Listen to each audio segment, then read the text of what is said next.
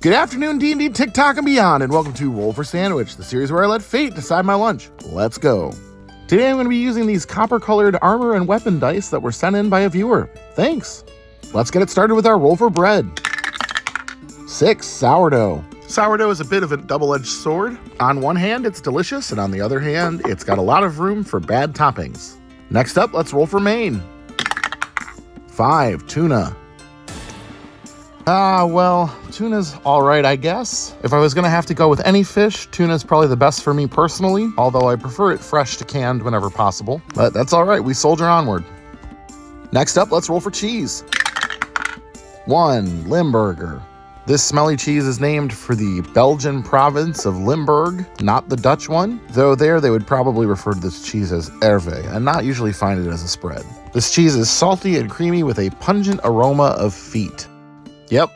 Next up, let's roll for roughage. 7 pickled scallions and 10 pepperoncini. I picked up these pickled scallions at an Asian grocery store. They're not dill pickled like you'd think of cucumbers, but have a more sweet, vinegary flavor. They are a separate but closely related species of onion to what we would normally call scallions here in the States, and have a fresh, mild flavor, often served as a side dish with more intense flavored foods. I actually think this will pair pretty good with the fish, and maybe it'll help to balance the salty cheese. With the pepperoncini, we'll bring in a little splash of acid and a bit of spice. I think both will be welcome additions here. It should make a pretty good combination of roughage for this sandwich. And when you start with tuna and feet cheese, that's about the best you can hope for. All right, next up, let's hit it with some wild magic. 3. I had tinned oysters, which is a thing I see on shelves a lot that I've never... That sounds so gross. Well, I guess that remains to be seen, or, well, tasted.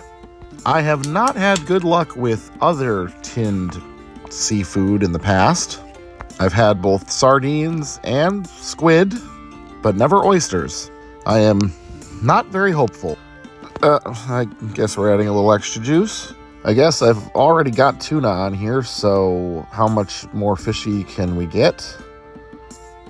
Pretty fishy, I think. All right, and last but not least is the D20 sauce roll. Here we go. 14, Tabasco. Tabasco is Heckler Hot Sauce's version of Tabasco sauce, and this couldn't be a luckier roll. Tabasco sauce is very often paired with oysters, and its tangy and spicy kick is lauded by many as a perfect accompaniment for oysters. Let's get our sandwich closed up here. Get our toothpicks in to hold it together, and let's get it cut in half.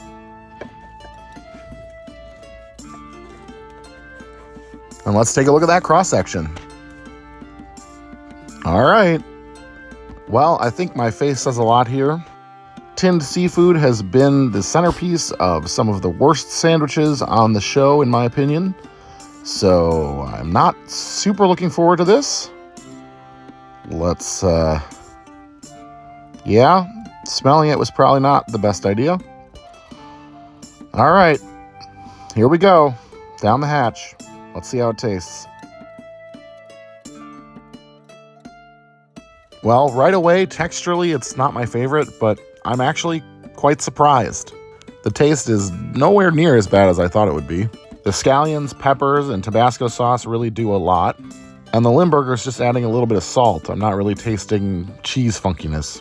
I wouldn't willingly recreate this sandwich, but I have to admit there are things on it that make it work better than it could. So with that, I think I'm going to give it a 4.3, and I'm going to call it the Lost Lunch of Atlantis. Thanks for hanging out with me today, everybody. I hope you have a great day, and I'll see you again on Wednesday.